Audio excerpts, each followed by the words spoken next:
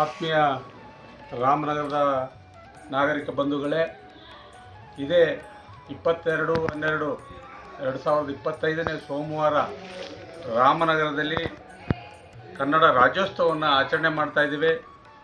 ಅದಕ್ಕೆ ವಿಶೇಷವಾಗಿ ರೇಷ್ಮೆ ನಾಡು ಕನ್ನಡ ಹಬ್ಬ ಅಂತಕ್ಕಂಥ ಶೀರ್ಷಿಕೆಯನ್ನು ಇಟ್ಟು ಇವತ್ತು ರಾಮನಗರದಲ್ಲಿ ಭಾಳ ಅದ್ಧೂರಿಯಾಗಿ ಕನ್ನಡ ರಾಜ್ಯೋತ್ಸವವನ್ನು ನಗರಸಭೆಯ ಅಧ್ಯಕ್ಷರಾದಂಥ ಕೆ ಶೇಷಾದ್ರಿ ಶಶಿಯವರ ನೇತೃತ್ವದಲ್ಲಿ ನಗರಸಭೆಯ ಎಲ್ಲ ಸದಸ್ಯರು ಹಾಗೂ ಸಿಬ್ಬಂದಿ ವರ್ಗದವರ ಒಂದು ಸಹಕಾರದೊಂದಿಗೆ ಇವತ್ತು ರಾಮನಗರದಲ್ಲಿ ಭಾಳ ಅದ್ಧೂರಿಯಾಗಿ ಕನ್ನಡ ರಾಜ್ಯೋತ್ಸವವನ್ನು ಆಚರಣೆ ಮಾಡ್ತಾ ಇರ್ತಕ್ಕಂಥ ಈ ಸಂದರ್ಭದಲ್ಲಿ ಮಧ್ಯಾಹ್ನ 3 ಗಂಟೆಗೆ ನಗರದ ಮಿನಿ ವಿಧಾನಸೌಧದಿಂದ ಹಲವಾರು ಶಬ್ದಚಿತ್ರಗಳನ್ನು ಒಳಗೊಂಡಂಥ ರಾಮನಗರದ ವಿವಿಧ ಸೌಲಭ್ಯಗಳು ಮತ್ತು ಅಭಿವೃದ್ಧಿಯ ಫಲಕಗಳನ್ನು ಒಳಗೊಂಡಂಥ ಹಲವಾರು ಶಬ್ದಚಿತ್ರಗಳ ಮೆರವಣಿಗೆಯೊಂದಿಗೆ ಸನ್ಮಾನ್ಯ ಮಾಜಿ ಶಾಸಕರಾದಂಥ CM ಲಿಂಗಪ್ಪನವರ ಆ ಒಂದು ಮೆರವಣಿಗೆಯನ್ನು ಅದರ ಜೊತೆಯಲ್ಲಿ ಹೊರಡೋದ್ರ ಮುಖಾಂತರ ಹಲವಾರು ರಾಜ್ಯದ ಏನು ಕಲಾ ಮೇಳಗಳಿವೆ ಅದನ್ನೆಲ್ಲನೂ ಕೂಡ ಒಟ್ಟಿಗೆ ತಗೊಂಡು ಹೋಗೋದ್ರ ಮುಖಾಂತರ ರಾಮನಗರದ ಮುಖ್ಯ ಬೀದಿಯಲ್ಲಿ ಮೆರವಣಿಗೆಯನ್ನು ಹೊರಟು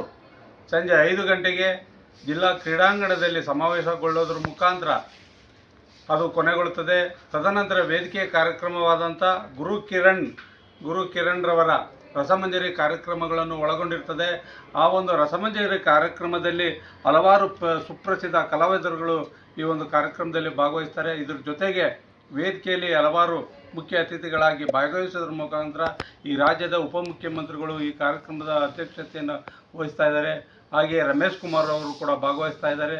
ಈ ಜಿಲ್ಲೆಯ ಎಲ್ಲ ತಾಲೂಕಿನ ಏನು MLAಗಳು ಕೂಡ ಭಾಗವಹಿಸೋದ್ರ ಜೊತೆಗೆ ರಾಮನಗರ ತಾಲೂಕಿನ MLAರು ಕೂಡ ಈ ಒಂದು ಕಾರ್ಯಕ್ರಮದಲ್ಲಿ ಉಪಸ್ಥಿತರಿದ್ದು ಒಂದು ಕಾರ್ಯಕ್ರಮ ಯಶಸ್ವಿಯಾಗಿ ನಡೀತದೆ. ಹಾಗೆಯೇ ತಾಲೂಕಿನ ಹಲವಾರು ಕ್ಷೇತ್ರಗಳಲ್ಲಿ ಗಣನೀಯ ಸೇವೆಯನ್ನು ಸಲ್ಲಿಸಿರ್ತಕ್ಕಂಥ ಹಲವಾರು ಮಹನೀಯರನ್ನು ಗುರುತಿಸಿ ಈ ಸಾರಿ ಕೆಂಗಲ್ ಹನುಮಂತಯ್ಯ ಪ್ರಶಸ್ತಿಯನ್ನು ಕೂಡ ಮಾಡಲು ರೆಡಿಯಾಗಿದೆ. ಹಾಗಾಗಿ ಈ ಕಾರ್ಯಕ್ರಮದಲ್ಲಿ ಎಲ್ಲರೂ ಕೂಡ ಭಾಗವಹಿಸೋದ್ರ ಮುಖಾಂತರ ಊರಿನಲ್ಲಿ ಏನು ಜಗಮಗಿಸುವ ಲೈಟ್ಗಳನ್ನು ಒಳಗೊಂಡಿರ್ತದೆ. ಅದರ ಜೊತೆಗೆ ಕನ್ನಡದ ಬಾವುಟಗಳು, ಕನ್ನಡದ ಫ್ಲೆಕ್ಸ್ಗಳು, ಹಲವಾರು ಮಹನೀಯರ ಭಾವಚಿತ್ರಗಳು, ಜ್ಞಾನಪೀಠ ಪ್ರಶಸ್ತಿಯನ್ನು ಹೊಂದಿರತಕ್ಕಂಥ ಹಲವಾರು ಮಹನೀಯರ ಫೋಟೋಗಳು ಮತ್ತು ನಮ್ಮ ನಮ್ಮ ರಾಜ್ಯವನ್ನು ಬಿಂಬಿಸ್ತಕ್ಕಂಥ ಚರ್ಚಿನ ಮಾದರಿ ಆಗಿರ್ಬೋದು ಮತ್ತು ಕ್ರೈಸ್ತರದ ಜೊತೆಗೆ ಇನ್ನೂ ಹಲವಾರು ಫ್ಲೆಕ್ಸ್ಗಳು ಕೂಡ ಅಳವಡಿಸೋದ್ರ ಜೊತೆಗೆ ಈ ಕಾರ್ಯಕ್ರಮಕ್ಕೆ ಹೆಚ್ಚಿನ ಮೆರುಗನ್ನು ಕೊಡ್ತಾ ಇದ್ದೀವಿ.